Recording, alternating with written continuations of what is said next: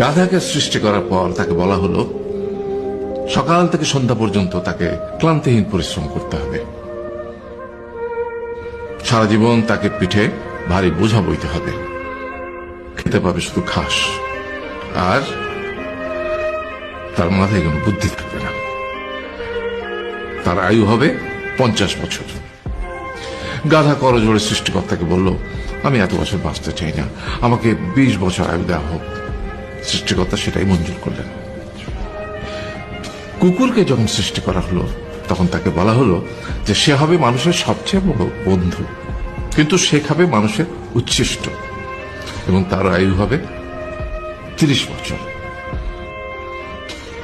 কুকুর সৃষ্টিকর্তাকে বলল, আমি এত বছর বাঁচতে চাই না, আমাকে 15 বছর আয়ু দেওয়া হোক। সেটাই মঞ্জুর করা হলো।